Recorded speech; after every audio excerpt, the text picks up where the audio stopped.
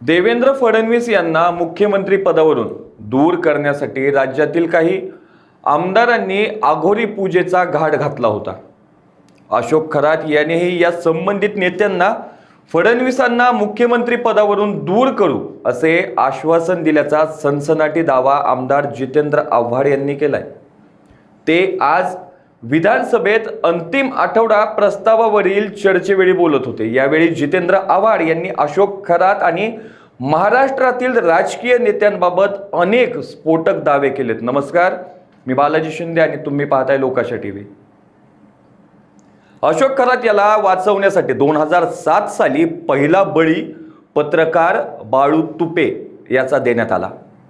त्यावेळी या प्रकरणाची नाशिकमध्ये प्रचंड चर्चा होती। वृत्तपत्रातही याबाबत लेख छापून आले होते। त्यामुळे अशोक खरात कोण हे पोलिसांना माहिती नव्हते अशातला भाग नव्हता।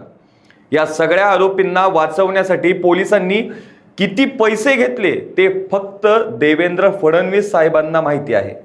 अनेक बडे अधिकारी खरातच्या समोर लोटांगण घालायचे।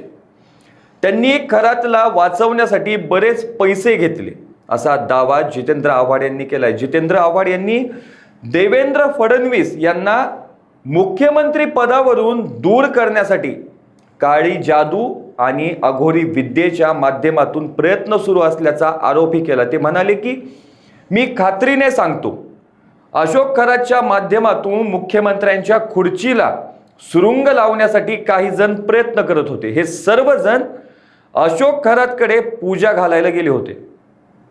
वेळ आल्यावर मी त्यांचं नाव सुद्धा उघड करेन। ही सगळी माहिती 6 महिन्यांपूर्वीच मुख्यमंत्र्यांना मिळाली होती। या नेत्यांच्या खरात सोबत बैठका झाल्या होत्या। तेव्हा अशोक खरात म्हणाला होता, मला थोडे दिवस द्या, मुख्यमंत्री घरी गेलेले असतील।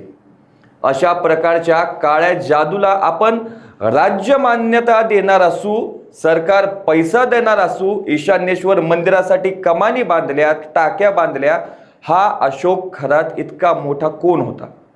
मला एका गोष्टीचे वाईट वाटतंय की या तुकारामांच्या महाराष्ट्रात, ज्ञानेश्वरांच्या महाराष्ट्रात, शिवरायांच्या महाराष्ट्रात आपण काळ्या जादूला इतकी मान्यता देतोय।